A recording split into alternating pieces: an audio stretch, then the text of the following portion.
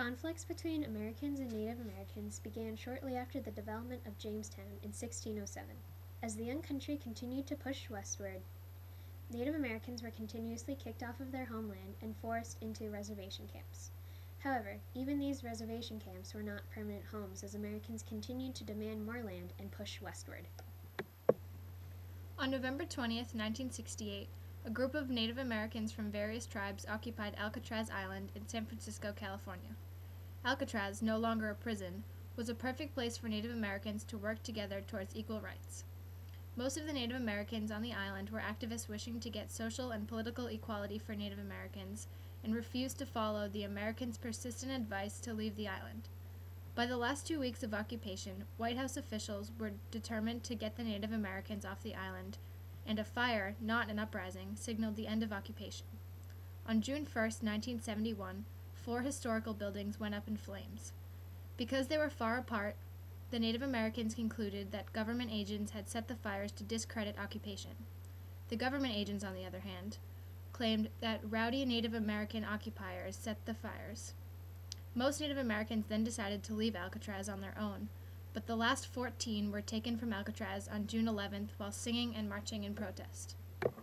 I'm so excited for our new home. Look, we're almost there. I really can't wait to get off this boat. Especially because now we're insured. What do you mean we're insured? Well, the treaty that we, the Sioux people, have with our government, the Treaty of Fort Laramie, says that all abandoned or out-of-use land will be returned to the Native people to use. So now we own this land. Nobody owns land, Eureka. We're simply borrowing it. Yeah, and we're going to borrow it and do such great things. I've heard rumors of an education center, an ecology center, and a cultural center.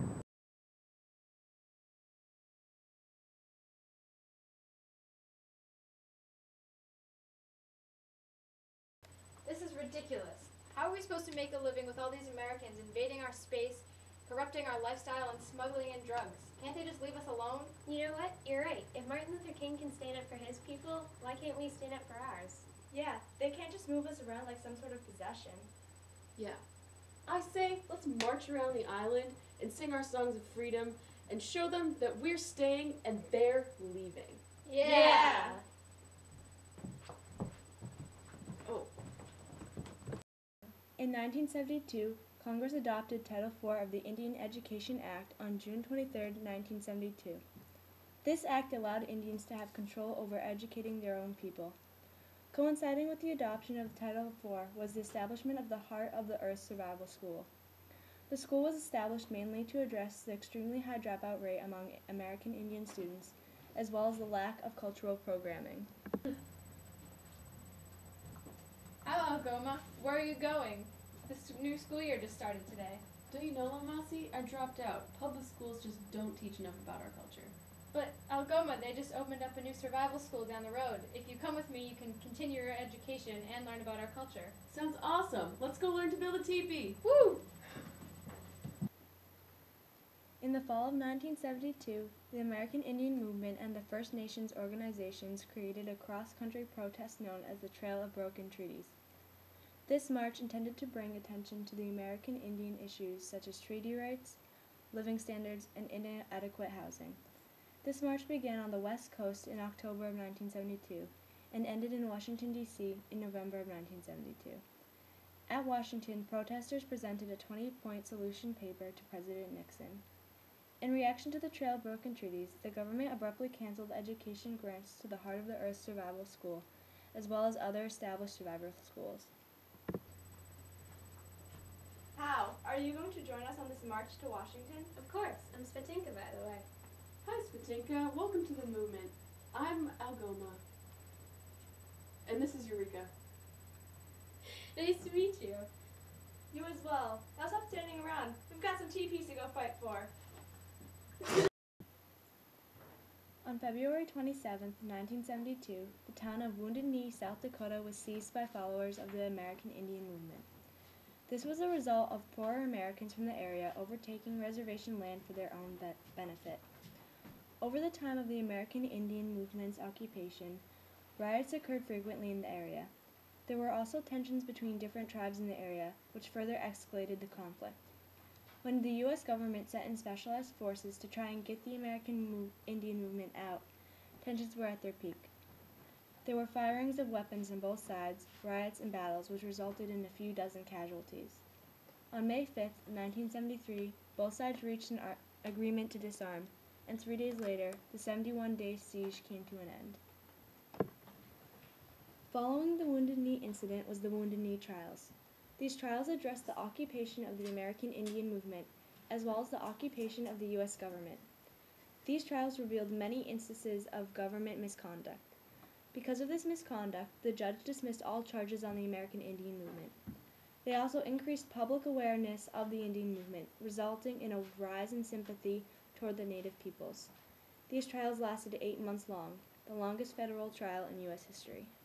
A number of treaties were created during this time as a way to promise the natives a sense of security that they would be granted land to live on, as they were continuously kicked off of their own during the Western expansion period. The General Allotment Act, or the Dawes Act, written in 1887, promised each native living on a reservation a piece of land on which they could farm their own crops. However, a lot of the land on these reservations were of bad quality and did not have sufficient land to farm on, creating mass starvation and poverty within the reservations. How are your crops coming? They're pretty bad this year. Yeah, mine too. My family's gone almost an entire year without sufficient food. The land provided to us in the treaties are impossible to farm. This land sucks. The reservation has made me poor, and my family suffers from starvation regularly. I wish something could be done for this. The Indian Reorganization Act, written in 1934, granted many Indian rights, such as the right to own and operate their own businesses, the right to have an education, and the right to grow their own crop. This act was put into order after it was discovered that many of the Indian reservations were poorly run and that many of the natives were suffering from starvation. In 1975, the Federation of Survival Schools provided advanced and networking skills to 16 survival schools, all throughout the United States and Canada. During this time, the Department of Housing and Urban Development, or the HUD, chose AIM to be the prime sponsor of the first Indian-run housing project. In 1977, MIGIZI Communications was founded in Minneapolis. This organization was dedicated to produce the daily news to Native Americans living on reservations and to educate them on their history. You know, it's so nice that we can listen to Native American radio now. Yeah, now we can learn about our history and receive the daily news. Hey, Spatinka, have you heard about the longest walk? Of course I have. I've joined in on the Run for Survival to support it. That's great. Anything we can do to draw attention to Congress trying to abrogate the U.S. treaties with Native Americans is great. The longest walk was a trek that lasted from February to July 1978, starting in California and ending in Washington, D.C., where Native American protesters camped out for several days. They discussed the legislation pending in Congress and held a benefit concert. Have you watched the news today? No, I haven't. What's going on? The longest walk has made it to D.C. and they're setting up teepees in front of the White House.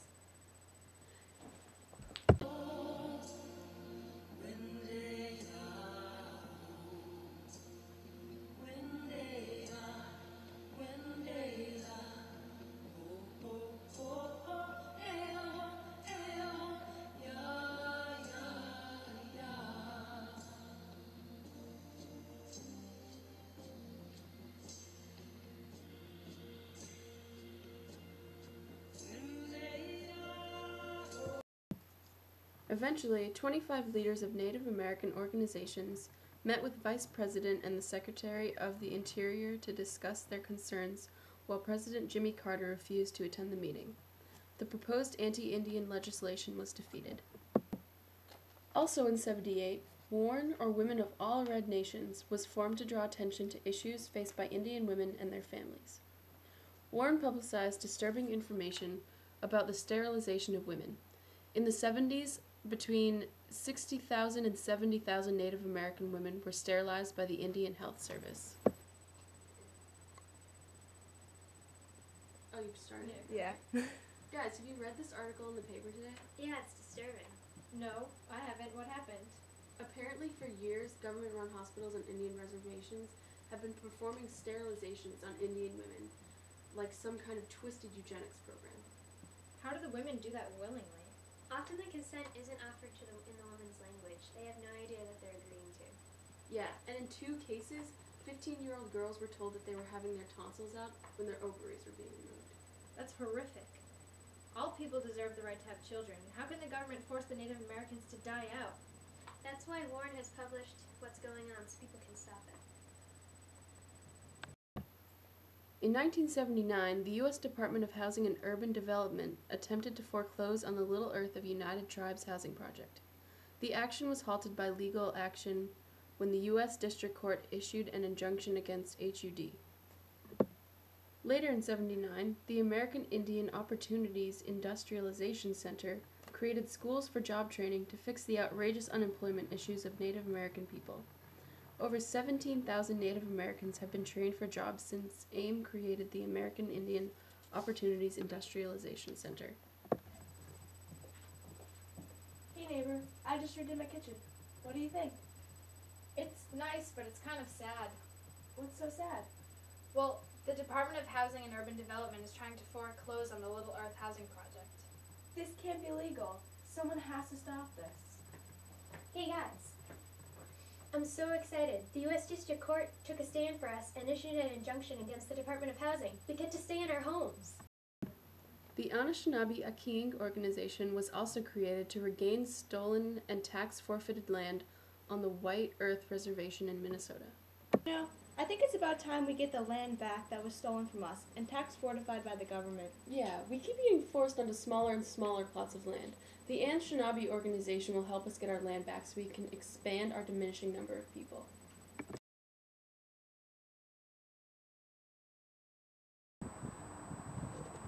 Pretty fun. That was pretty good.